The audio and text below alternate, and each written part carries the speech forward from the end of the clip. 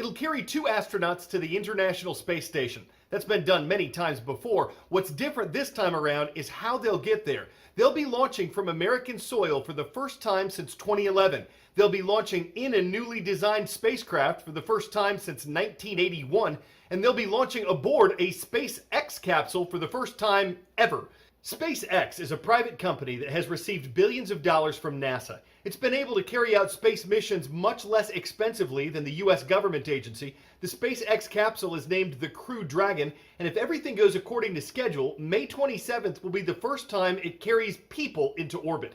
Until 2011, the Space Shuttle was the vehicle NASA used to get people from A to beyond. It was a large winged ship attached to giant rocket boosters.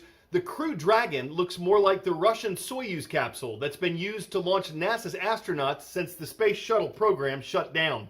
According to space.com, NASA pays $86 million for every astronaut who launches aboard the Russian Soyuz. It'll cost around $55 million for each astronaut aboard the SpaceX Crew Dragon.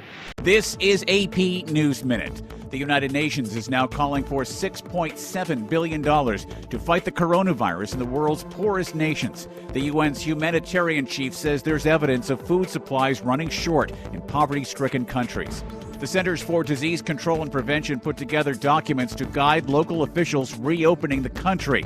A CDC official anonymously tells the Associated Press the Trump administration will not let the documents be released. Agriculture Secretary Sonny Perdue says stores should be fully stocked with meat in about a week. Concerns about a meat shortage came after the coronavirus forced some meat plants to close. 2 wildfires in the Florida Panhandle have forced hundreds of people to evacuate their homes. The State Forest Service says both fires have destroyed multiple structures. Ed Donahue, The Associated Press, with AP News Minute.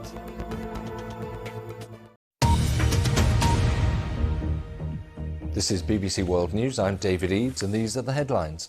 At least 8 people have been killed after a massive gas leak at a chemical plant in southern India.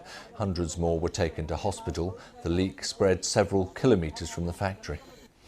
France learns later in the day whether its 8-week lockdown will be lifted next Monday. Pressure's growing for an easing of restrictions. The economy shrank by nearly 6% in the first 3 months of the year.